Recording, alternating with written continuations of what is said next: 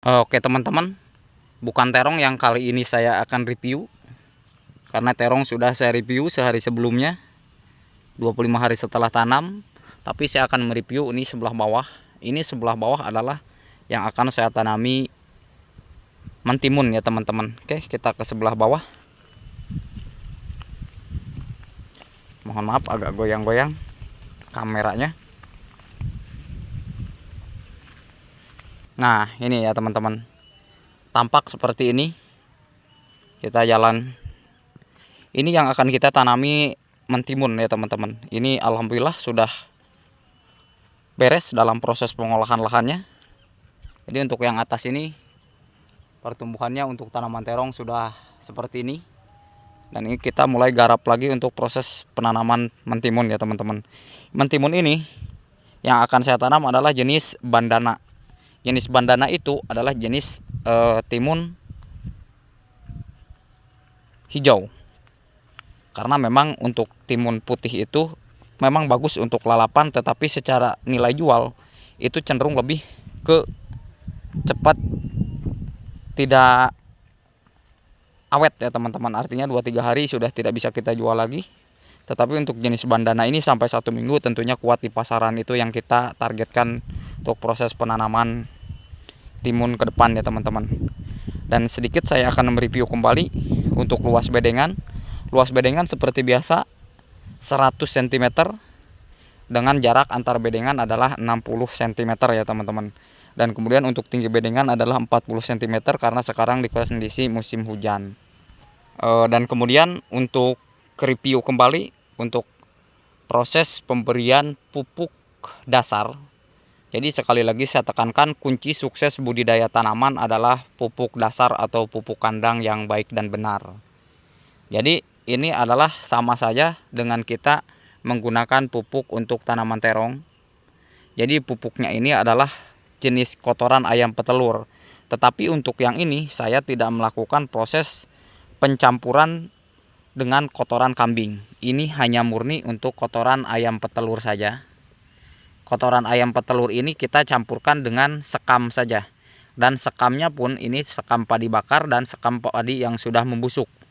Jadi kita hanya menggunakan itu, kemudian campurannya kembali adalah dolomit, AM4, molase ya teman-teman. Dan sedangkan untuk trichoderma atau punginya nanti kita lakukan proses penyepraian sebelum kita melakukan proses penanaman.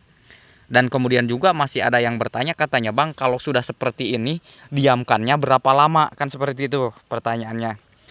Jadi sebetulnya untuk proses pemberian pupuk dasar ke jarak tanam, jadi kita biarkan dulu selama 1 minggu, barulah kita mulai penanaman untuk biji mentimunnya ya teman-teman, untuk benih mentimunnya.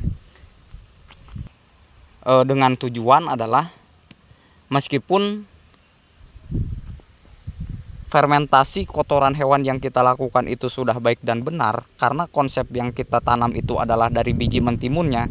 Nah disitulah takutnya terjadi suatu hal yang tidak kita inginkan, termasuk nanti si kecambah timun itu membusuk ya teman-teman, atau rebah semai, terlebih kalau posisinya di musim hujan.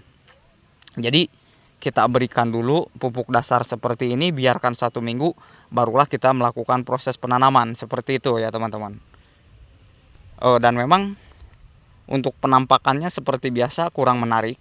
Dan nanti ke depan setelah ini kita tanami mentimun dan mentimunnya sudah berbuah lebat, disitulah baru teman-teman melihat konsep yang saya lakukan itu benar ya teman-teman. Dan kemudian sekarang kita ke jarak.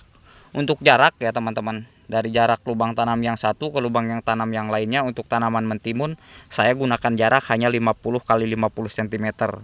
Dengan nanti tujuannya adalah ketika tanaman mentimun ini finish, kita akan tanami kacang panjang ya teman-teman. Karena sebagaimana yang telah saya jelaskan pada video sebelumnya, untuk mentimun itu adalah, untuk mentimun hijau, jenis mentimun hijau itu 37 hari ya teman-teman. Sedangkan untuk timun jenis timun putih seperti Vanessa atau merek panah merah yang lain, pokoknya mentimun putih itu 33 hari sudah kita melakukan proses pemanenan ya teman-teman. Itu bedanya. Jadi untuk jenis timun hijau itu cenderung agak lebih lama sedikit dibandingkan dengan mentimun putih.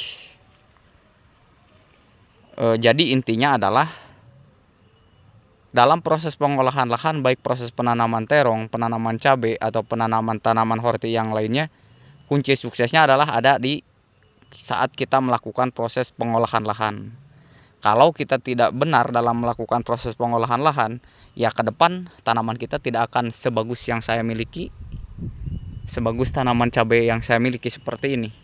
Nanti akan banyak kendala-kendala yang akan timbul diakibatkan daripada salah dalam proses pengolahan lahan ya teman-teman. Oke, terima kasih telah menyimak video saya dalam review persiapan penanaman mentimun ya teman-teman.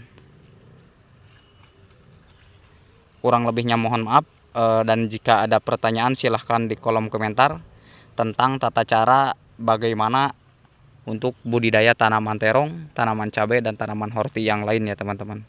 Termasuk untuk insektisida, fungisida, akarisida, itu silahkan kalau ingin membelinya silahkan buka deskripsi video.